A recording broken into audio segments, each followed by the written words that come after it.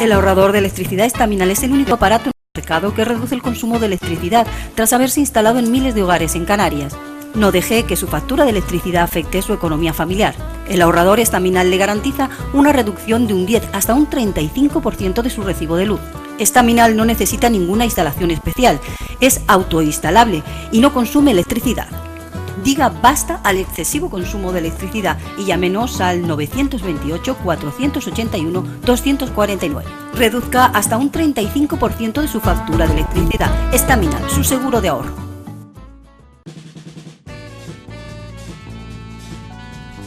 El ahorrador de electricidad Estaminal, tras muchos años de instalación en Canarias y ser elegido como producto del año en ahorro energético a nivel nacional, le ofrece la posibilidad de ahorrar de un 15 hasta un 35% de su consumo en su factura de electricidad.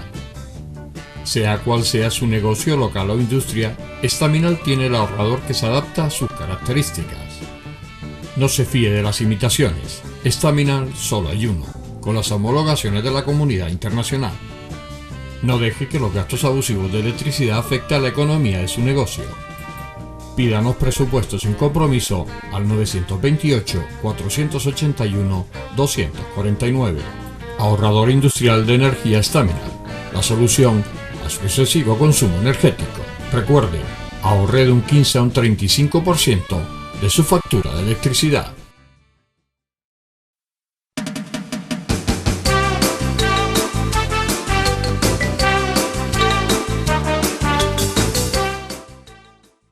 Hola, buenas noches. Empezamos aquí el enfoque, como siempre con muchas ganas, con mucha ilusión. Y bueno, en este caso el cartel que siempre anuncia el programa habla sobre la juventud y el Islam.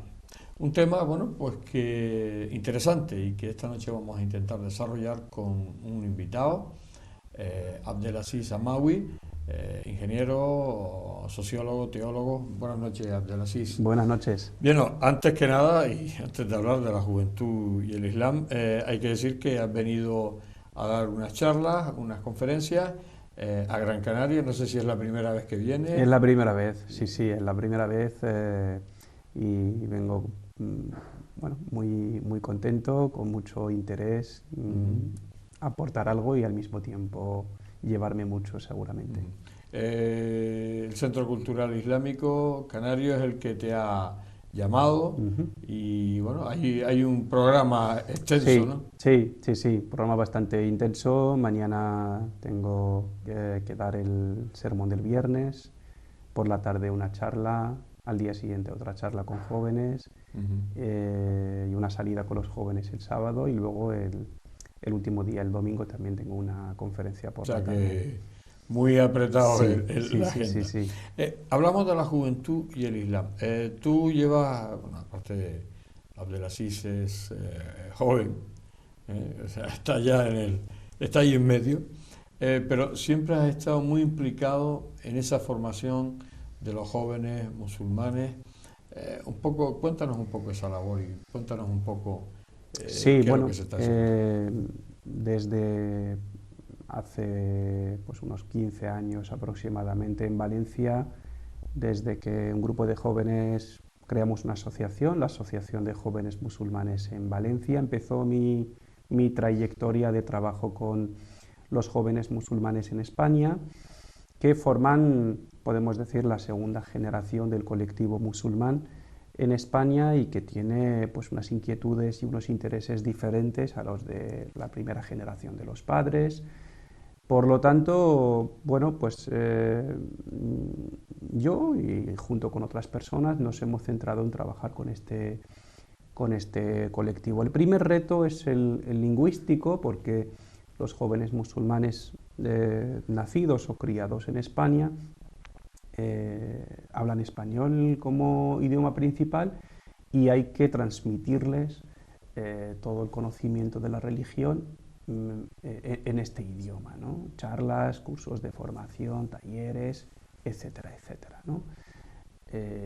Luego otro reto es el de la identidad, ¿no? El transmitirles a estos jóvenes musulmanes, hijos de inmigrantes marroquíes o argelinos o árabes o extranjeros, pero nacidos en un contexto occidental, enseñarles, transmitirles que es totalmente compatible ser musulmán, ser europeo, ser español, y todo eso pues fundamentarlo desde nuestra religión y sus principios y enseñanzas y tal, ¿no?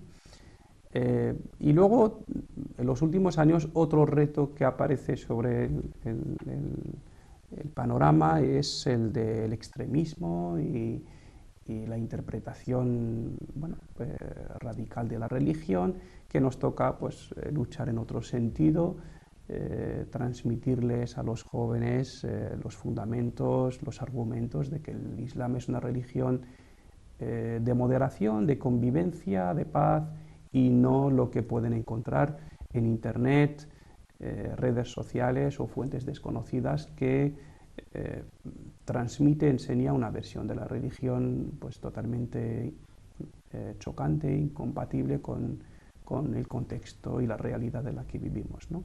Pues en estas 3-4 líneas llevo unos cuantos años trabajando, primero en Valencia, luego en otros núcleos como Zaragoza, Barcelona, Madrid, con asociaciones de jóvenes musulmanes principalmente, y desde hace 2 años estoy viviendo en Melilla y también desde ahí pues, impulsando alguna iniciativa juvenil y dando apoyo y formación a un grupo de jóvenes musulmanes ahí.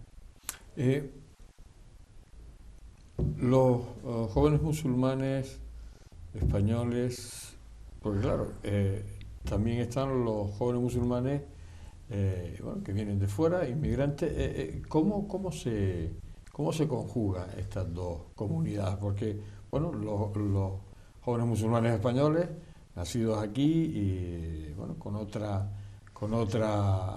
manera de vivir, con estos jóvenes inmigrantes musulmanes también que llegan a España. ¿Cómo se conjuga esto? Hombre, cuando una persona llega muy joven se adapta con facilidad, pero cuando una persona llega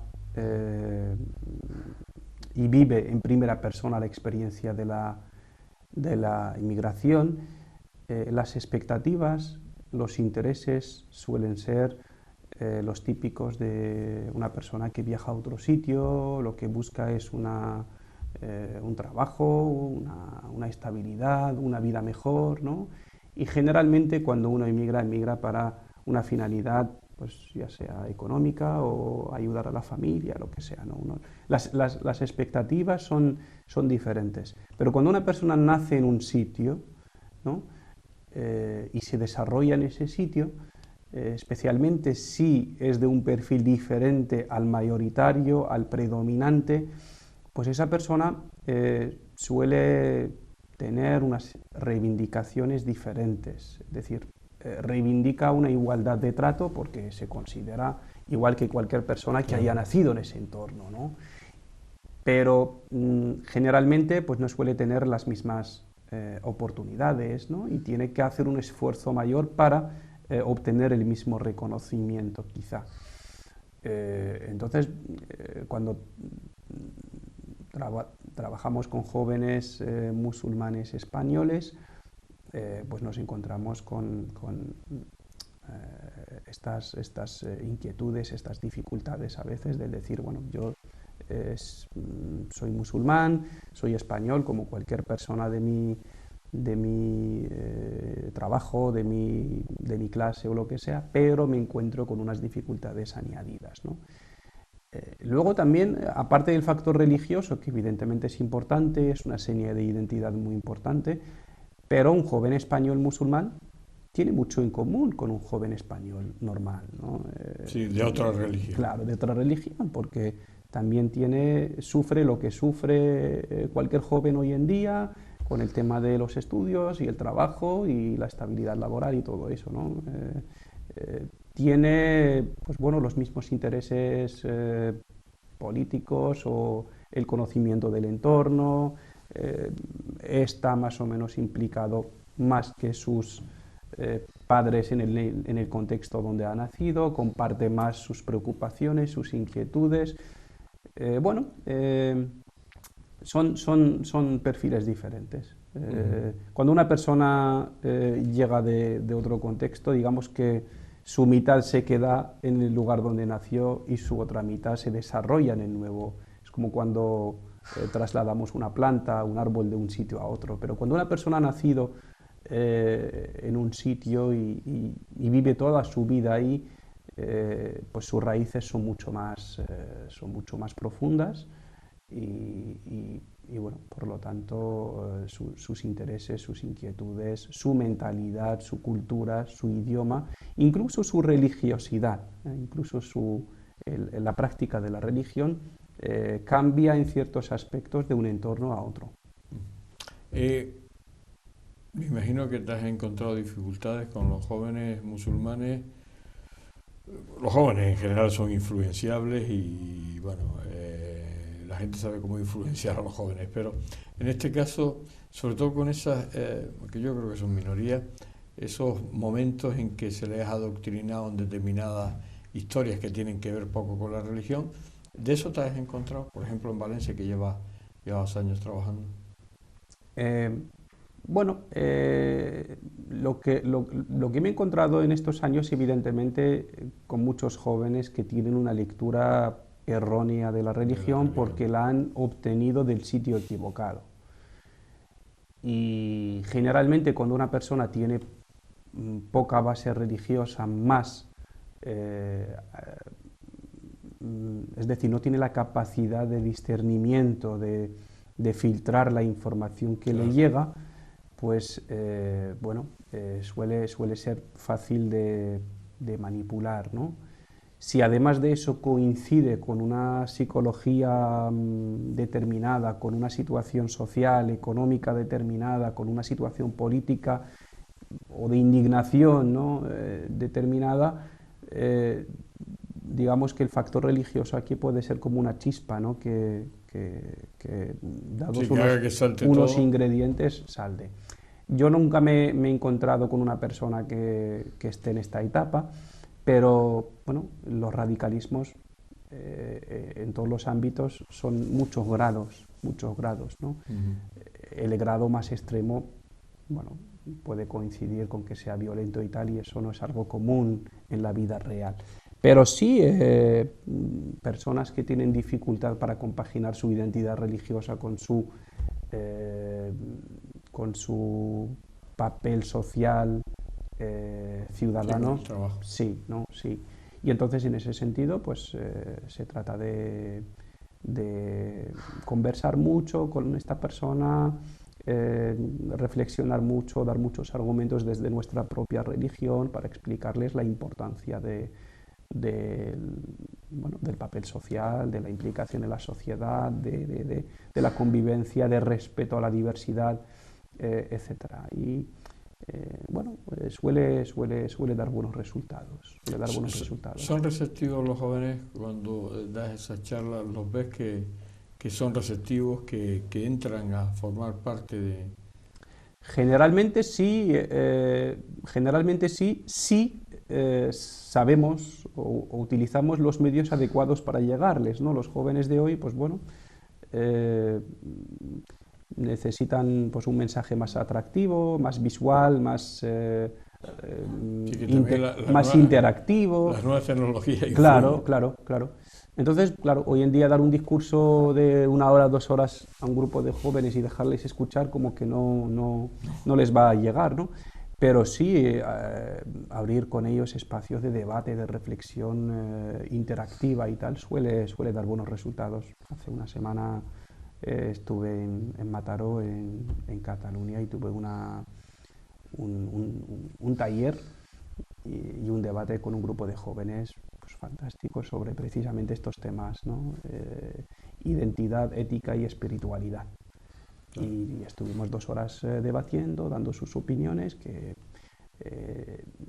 reflejaban un nivel intelectual muy alto, muy maduro, mucha madurez, y la verdad es que yo creo que salí de ahí el más beneficiado de ese debate, ¿no? Y ellos también muy contentos, porque sirvió para corregir algunos conceptos, algunas ideas, y enriquecernos todos de ese debate. Los chicos y las chicas, en estos jóvenes musulmanes, ¿hay algún tipo no iba a decir de diferencia, porque eso parece que de moda está hablando, pero se integran igual, van a las mismas charlas? Lo que notamos es que las chicas suelen ser más participativas, más implicadas en el ámbito social, en el ámbito asociativo, en las iniciativas de sensibilización o de debate y tal. Personalmente no sé por qué motivo, pero es algo que se nota en todas las actividades donde voy. Por toda España suele haber siempre más implicación y más participación de las chicas musulmanas que de los chicos musulmanes. Quizá sea porque ellas tengan que hacer un esfuerzo doble, muchas veces por el tema de la vestimenta, por ser más visibles, pues en la calle, en el ámbito educativo, para conseguir el reconocimiento que se merecen. Quizá por eso tienen un espíritu un poco más reivindicativo, más participativo, quizá porque pues bueno, dentro de nuestra comunidad son un colectivo más discriminado, tiene más dificultades para acceder al mercado laboral, por ejemplo, o educativo, lo que sea. Entonces eso ha reforzado en ellas un poco también su identidad, ¿no? y su espíritu participativo. Esto es una observación generalizada por todas partes. Se nota siempre que hay más chicas implicadas, asistentes a las charlas, a las actividades que se hacen, que los jóvenes musulmanes. Bien, vamos a hacer una pequeña pausa. Estamos hablando con Abdelaziz Hamaoui, ya digo, ingeniero, teólogo, sociólogo y sobre todo muy implicado en esa formación de los jóvenes. Hacemos un alto, enseguida estamos con ustedes. El ahorrador de electricidad Staminal, tras muchos años de instalación en Canarias y ser elegido como producto del año en ahorro energético a nivel nacional, le ofrece la posibilidad de ahorrar de un 15 hasta un 35% de su consumo en su factura de electricidad. Sea cual sea su negocio local o industria, Staminal tiene el ahorrador que se adapta a sus características. No se fíe de las imitaciones, Staminal solo hay uno, con las homologaciones de la comunidad internacional. No deje que los gastos abusivos de electricidad afecten a la economía de su negocio. Pídanos presupuestos sin compromiso al 928-481-249. Ahorrador industrial de energía Staminal, la solución a su excesivo consumo energético. Recuerde, ahorre de un 15 a un 35% de su factura de electricidad.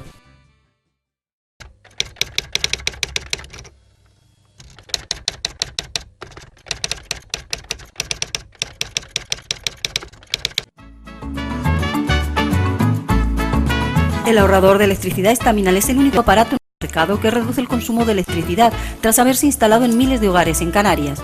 No deje que su factura de electricidad afecte su economía familiar. El ahorrador Staminal le garantiza una reducción de un 10 hasta un 35% de su recibo de luz. Staminal no necesita ninguna instalación especial, es autoinstalable y no consume electricidad. Diga basta al excesivo consumo de electricidad y llámenos al 928 481 249. Reduzca hasta un 35% de su factura de electricidad. Staminal, su seguro de ahorro.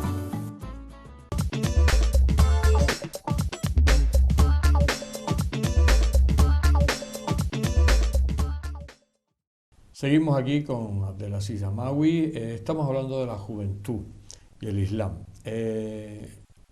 Bueno, yo creo que la juventud y el Islam son como muy parejos, que se atraen mucho, ¿no? Es decir, el joven, un poco por descendencia, que lo habrá de todos, me imagino, Abdelaziz, que habrá gente que se ha convertido al Islam y gente que viene por orígenes de familia y tal.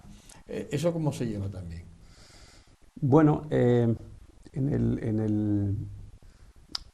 bueno, en general,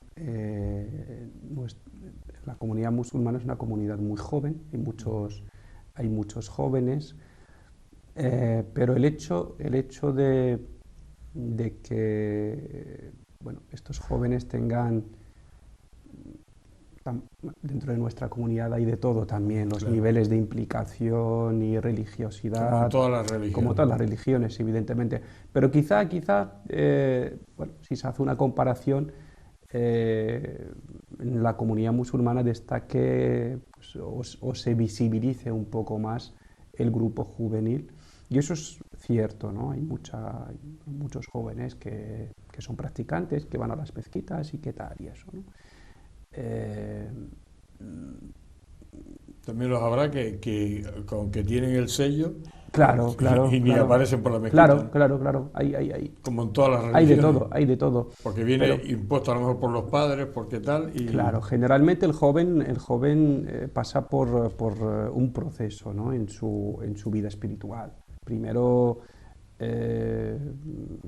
recibe una educación de sus padres que intentan inculcarle sus valores religiosos y llevarlo a la mezquita y tal, pero a partir de cierta edad pues empieza a cuestionar, empieza a crear su propia espiritualidad, sus propias convicciones, y en ese paso pues hay quien continúa y se convierte en una persona más madura espiritualmente y practica la religión con una convicción, con una continuidad e implicación, y hay quien no. Esto pasa en todos los grupos religiosos. Pero quizá aquí el factor añadido es el tema de ser minoría, ¿no? Generalmente cuando se es minoría, pues la persona tiende a reforzar más aquella identidad que considera amenazada, ¿no? A destacarla un poco más, ¿no?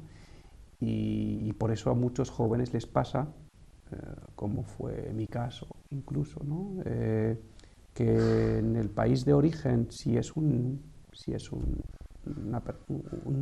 inmigrante, un extranjero, en su país de origen quizás su relación con la religión haya sido muy floja, muy normal, muy tradicional, pero cuando sale fuera a un contexto totalmente diferente y está en una situación de minoría, pues empieza un proceso de conocimiento, descubrimiento desde cero a su religión, a su identidad religiosa, ¿no? Esto fue lo que conmigo en particular pasó, ¿no? Yo me he criado en un entorno, en una familia que no tiene nada que ver con la religión. Sí, la tradición islámica existe, evidentemente se ayuna Ramadán y se respetan ciertos, como una familia tradicional cristiana, ¿no? Pero fue a raíz de venirme a España con 16, 17 años, y para mí fue pues el primer contacto con personas cristianas o ateas, y aunque yo no era muy practicante, pero para mí la creencia, la fe en Dios era una cosa fundamental, no lo podía cuestionar. Entonces el hecho de coincidir con compañeros de clase que quizá pues hablaban mal, entre comillas, de Dios, o incluso insultaban a Dios o no creían en Dios, para mí fue un choque. Yo recuerdo que la primera vez que volví a casa le dije a mi madre: mamá, ¿tú sabes que hay chicos con nosotros en clase que no creen en Dios. Para mí fue el primer choque, ¿no? Y eso fue lo que me motivó para estudiar, buscar, leer la religión islámica desde cero, incluso luego tener estudios de teología. Eso por un lado, pero por otro lado, porque también en mi caso fue a raíz de los atentados del 11 de septiembre, cuando pues, mis compañeros de clase me empezaban, yo estaba en segundo de bachillerato y me empezaban a preguntar por aquello y me pedían explicaciones que yo no tenía, yo no entendía por qué había pasado aquello y por qué tenía yo que dar las explicaciones, ¿no? Sí, que no era responsable. Claro, y entonces también a raíz de que la gente te va preguntando ciertas cosas de tu religión, de tu cultura, pues eso te obliga a investigar, a buscar, leer. Y es un proceso muy interesante porque terminas formando tus propias ideas, tus propias convicciones, te deshaces de muchas cosas de las que heredas en tu familia, como tradiciones, como costumbres, como... Entonces es una religiosidad, es una práctica religiosa mucho más sólida, mucho más... tiene una base de convicción y de emoción, evidentemente, pero una base mucho más firme, en definitiva, cuando el proceso es personal y todo se hace por búsqueda, por convicción, por reflexión. Y eso es lo que les pasa a muchos jóvenes musulmanes aquí, ¿no? El interés que tienen por leer mucho, venir a las charlas y tal, porque están en ese proceso en que, quizás hayan heredado una versión de la religión de su familia, de su núcleo familiar muy tradicional, que no les termina de convencer, pero al mismo tiempo estén en una realidad que noten muy diferente en aspectos por lo menos religiosos y culturales y terminan, hablando en términos de hoy, forjando su propia versión de la práctica religiosa y de la espiritualidad. ¿Por qué, hablabas del 11 de septiembre, por qué toda esta gente que se ha metido violencia, ¿por qué ha cogido la bandera de la religión? En este caso del Islam, ¿por qué? Porque, podría haber justificado otro tipo de historia, ¿no? ¿Por qué coge la religión? Bueno, yo creo que cuando hablamos de estos temas, del terrorismo internacional, hay mucha información que se nos escapa. No tenemos todos los datos para poder evaluar y juzgar, ¿no? Pero creo que ahí pues, la bandera religiosa o el uso de la religión es un elemento posterior.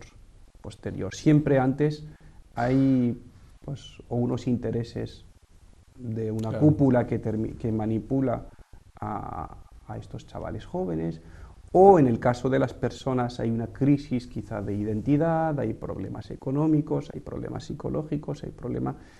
Y luego, pues hay algunos estudios que se han hecho recientemente sobre los jóvenes que van a Siria a luchar y tal, ¿no? En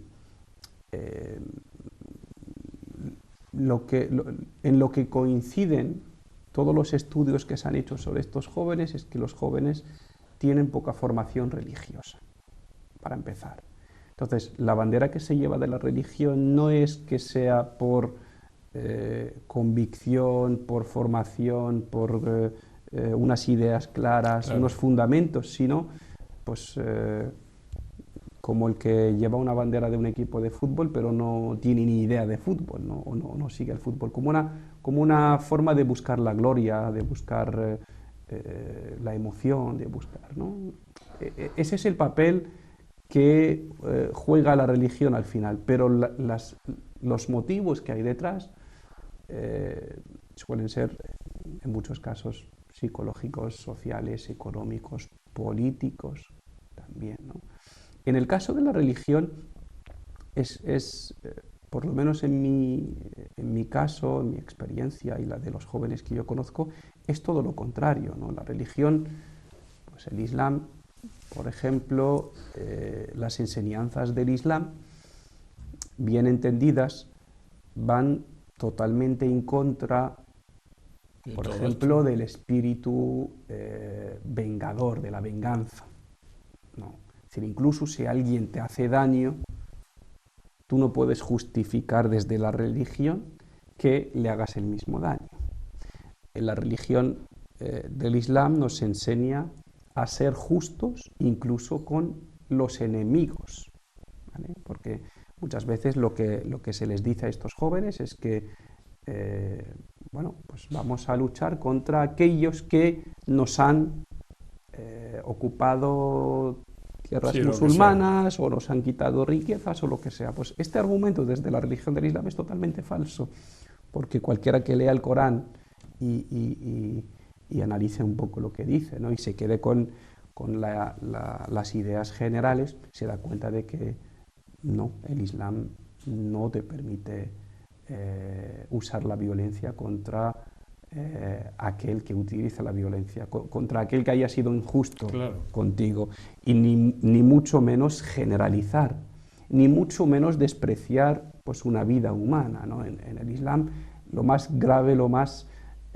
catastrófico que puede cometer una persona es atentar contra la vida humana, ¿no? El Corán dice textualmente: quien mata a una persona es como si hubiera matado a toda la humanidad.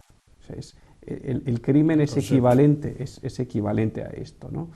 Entonces, claro, estos jóvenes que incurran en el extremismo, en la violencia o lo que sea, se les suele atraer con motivos de este tipo, de gloria, de venganza, pero no con un fundamento religioso, claro, porque en el momento que se lea un libro o dos de religión, se va a dar cuenta de que eso no tiene ninguna justificación, no se puede. El Islam es una religión que te prohíbe insultar a un animal. ¿Cómo te va a permitir matar a una persona, ¿no?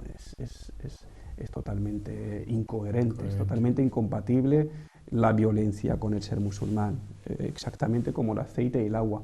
Pero claro, para aquellos jóvenes que tengan cierta formación. El que no tiene formación y además tiene algún problema psicológico, social, tiene problema de identidad, sufre algún tipo de discriminación, pues es una persona totalmente vulnerable, se le puede llevar a cualquier extremo.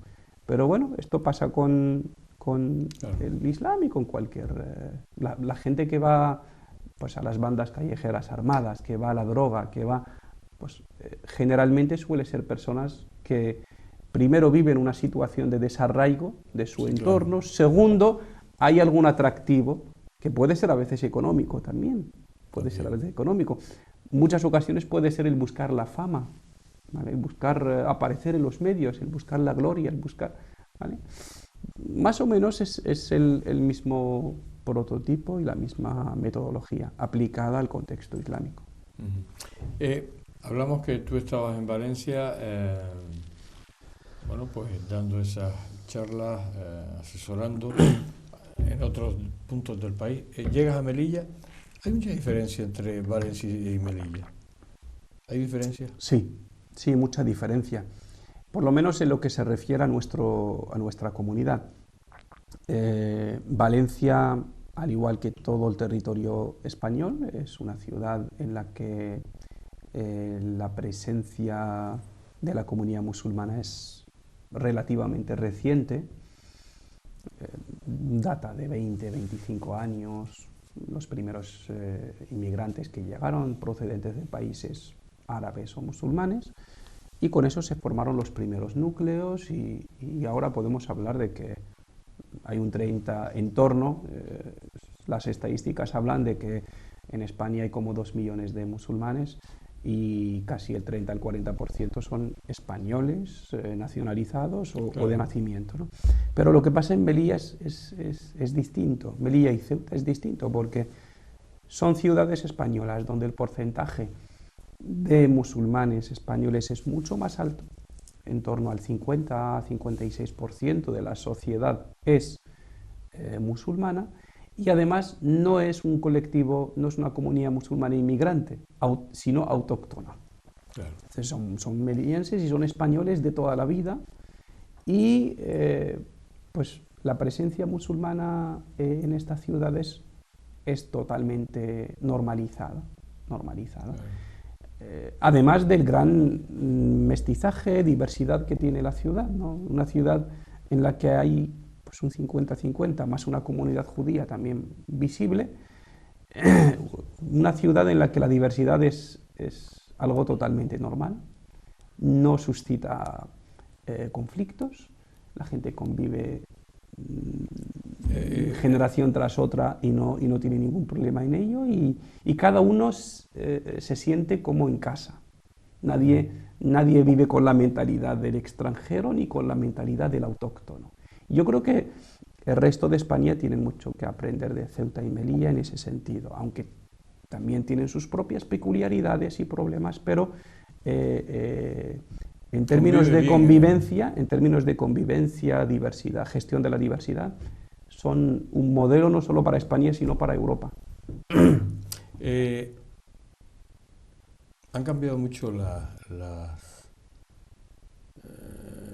a decir las relaciones, pero posiblemente me refiero a la sociedad española con respecto al Islam, con respecto a la religión.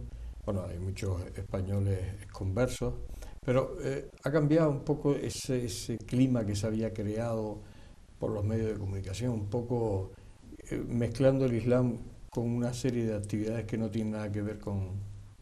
Sí, por desgracia, podemos decir que los inicios, aunque esto data de antes, pero claramente a raíz del 11 de septiembre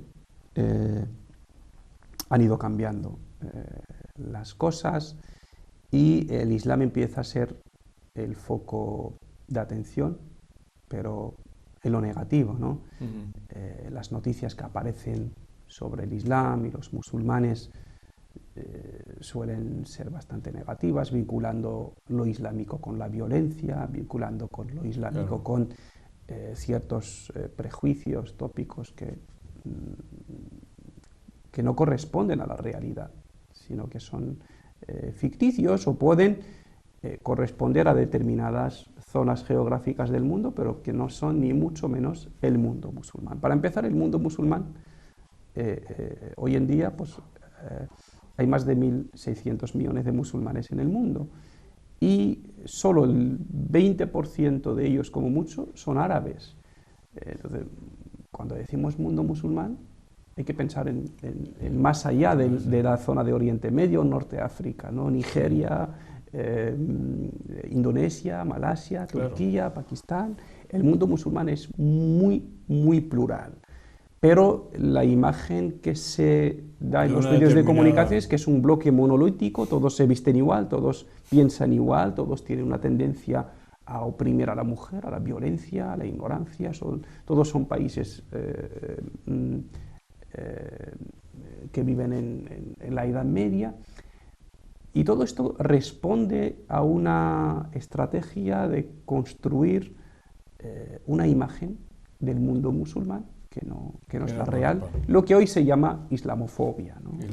La islamofobia. Vamos a hacer un pequeño alto. Estamos hablando con Abdelaziz Ahmaoui, a veces también me trabo. Estamos hablando de la juventud y el Islam. Hacemos un pequeño alto, enseguida estamos con ustedes.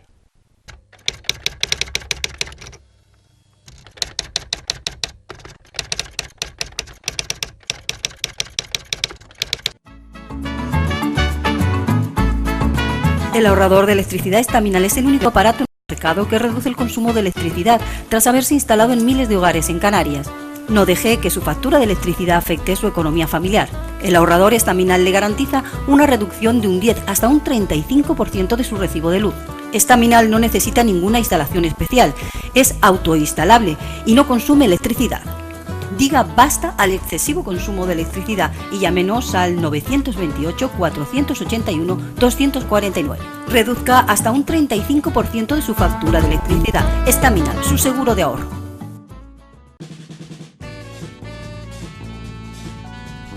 El ahorrador de electricidad Staminal, tras muchos años de instalación en Canarias y ser elegido como producto del año en ahorro energético a nivel nacional, le ofrece la posibilidad de ahorrar de un 15 hasta un 35% de su consumo en su factura de electricidad.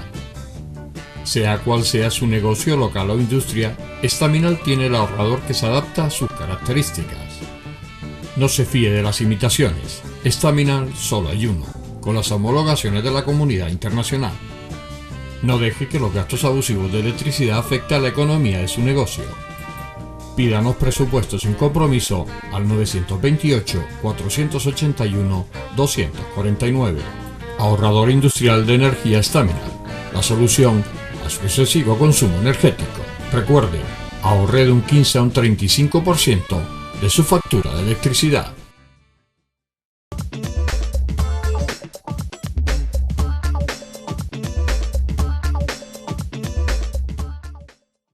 Seguimos aquí con Abdelaziz Hamaoui, estamos en la parte final de este enfoque dedicado a la juventud y el Islam. Hemos estado hablando un poquito, bueno, pues de lo que ha estado haciendo Abdelaziz a lo largo de todos estos años, sobre todo en esa formación de jóvenes, en esas charlas, en esas asociaciones que él ha trabajado. Cuéntanos un poco ahora, Abdelaziz Hamaoui viene por primera vez a Gran Canaria. Viene a dar una serie de charlas, conferencias, una serie de actividades, bueno, además en un contexto corto de días, pero muy intenso. Cuéntanos un poco, el por qué vienes, por qué te ha llamado Centro Cultural Islámico Canario, un poquito. Sí, bueno, he recibido una invitación del Centro Cultural Islámico Canario para dar una serie de charlas.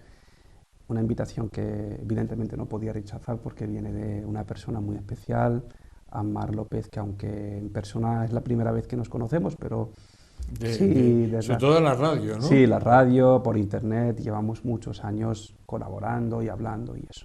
Entonces, cuando me llamó, dije enseguida, sí, con mucho gusto, porque es un terreno que no conocía y, bueno, aparte de intentar aportar algo, pues seguro que me llevaré muchas cosas.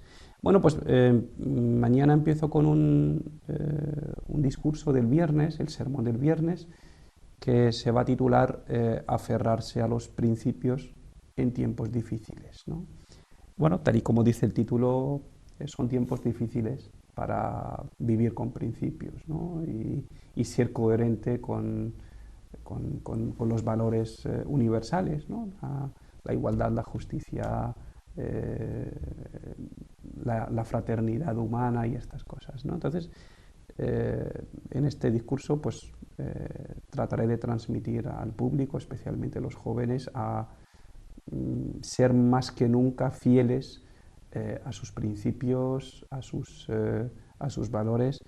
Tenemos un dicho de nuestro profeta Muhammad que nos dice: no seáis de aquellos que siguen lo que hace la mayoría, ¿no? Si la gente actúa mal, actúan mal; si la gente actúa bien, actúan mal. Y nos dice al final, no, si la gente actúa bien, haced como ellos, actuad bien con ellos, pero si actúan mal, aferraros a vuestros principios, ¿no? No dejéis nunca de ser justos, de ser coherentes, de ser, aunque la inmensa mayoría de la gente actúe de otra forma. Y luego, el mismo día, el viernes por la tarde, tengo una conferencia en la mezquita que se titula Cultivar la espiritualidad en la época del WhatsApp. Es decir, las redes sociales, internet en general nos quita mucho tiempo y eso está afectando, pues, a muchos ámbitos de nuestra vida, incluso a nuestro carácter y nuestra personalidad. Hay menos tiempo para estar con los padres, con los hijos, con la naturaleza, con los amigos, y hay menos tiempo para la espiritualidad. Entonces, eso tiene unas repercusiones y unas consecuencias. En esta charla, pues, hablaremos de el peligro de dejarse llevar por esta tendencia y de ser incluso adicto a las redes sociales y de cómo devolverle... Sí, hablamos de una adicción. Claro. Los estudios hablan de que quien pasa más de 2 horas al día en redes sociales, internet, se puede considerar adicto, ¿no? Pues se van a encontrar muchos adictos. Y en total los estudios dicen que gastamos una media de 6 años de nuestra vida en redes sociales, ¿no? Hay gente que está 9 horas al día, ¿no? Hay de todo. Pero bueno, la idea de esta charla es cómo devolver el equilibrio un poco a nuestra vida. Evidentemente las redes sociales, internet es una realidad, las nuevas tecnologías es una realidad, tenemos que convivir con ellas y darle un uso positivo, pero sin perder de vista otras necesidades que tenemos, la familiar, la espiritual, el contacto con la naturaleza y etcétera, y otras cosas. Y luego el sábado vamos a salir con un grupo de jóvenes en una excursión a un parque forestal en Tenerife.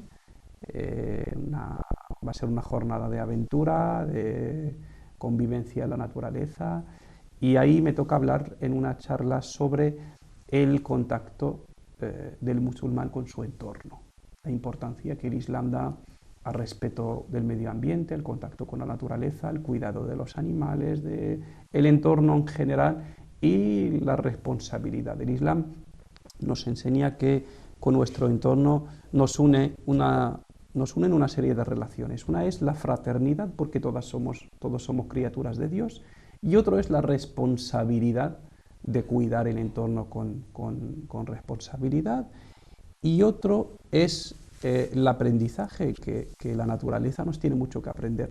Si estamos atentos, si abrimos los ojos, cada día nos manda mensajes, lecciones, etcétera y tal. Y luego el domingo por la tarde tengo otra charla que se titula Si Muhammad estuviera entre nosotros. Es una charla para imaginarnos cómo actuaría el profeta Muhammad si estuviera hoy presente ante los retos de la época actual, las necesidades, los problemas actuales. Y es una charla con los jóvenes también para decirles que para ser musulmán hay que pensar en clave de hoy y aquí, no quedarse estancado en el pasado. En vez de retroceder en el tiempo a 15 siglos atrás y vivir como vivía el profeta Muhammad, lo ideal es hoy aquí ser capaz de imaginar con certeza cómo actuaría el profeta Muhammad pues, frente a la injusticia social que hay hoy, a la desigualdad que hay hoy, a los problemas del odio, de la violencia, del racismo, a la diversidad también que hay hoy en nuestra sociedad y algunos aspectos positivos, ¿no? Como las redes sociales, ¿qué uso les daría, ¿no? Pues bueno, sería una charla para acercarnos a la vida del profeta Muhammad y su ejemplo a seguir, dándole un enfoque actual. Bien, un buen programa de trabajo que apenas va a tener tiempo Abdelaziz Hamaoui de ver un poco Gran Canaria. Yo me imagino que sí, el último día sí. podrás ver algo. Sí. Por lo menos el domingo vamos a tener un día de turismo para que conocer. te lleves un buen recuerdo. Sí. Se nos ha acabado el programa Abdelaziz, pero bueno, yo creo que sobre todo para la gente, para los señores telespectadores, ha quedado claro un poco esa juventud, ese Islam, esa conjunción que hacen los dos, y bueno, lo que está trabajando Abdelaziz Hamaoui a nivel español en esas charlas y en ese asesoramiento que le da a estas asociaciones a lo largo de todo el país. Abdelaziz Hamaoui, ingeniero, sociólogo, teólogo, bueno, ya amigo de esta casa, porque ya te hemos puesto el título de amigo. Muchas gracias, es un honor para mí. Gracias por estar aquí, desearte lo mejor, que bueno, que este programa que llevas intenso, pues que lo puedas realizar, que sé que va a quedar bien y bueno, pues son enseñanzas que van a quedar impartidas aquí y que me imagino tendrán su fruto. Muchas gracias. Lo dicho, por la invitación. Volverte a ver en otra ocasión por aquí, por esta casa. Ojalá que sí. Y ya sabes que el apoyo nuestro lo tiene. Muchísimas gracias por la invitación, por este espacio, y espero que sea la primera de muchas oportunidades de encuentro y de intercambio. Gracias. Gracias, Abdelaziz. Bien, las palabras de Abdelaziz Hamaoui. Bueno, hemos aprendido un poquito más sobre la juventud y el Islam. Por parte mía y por parte del equipo de TAC Televisión, pues también desearles lo mejor y, como no, emplazarlos para la semana que viene, que volveremos como siempre, con el enfoque.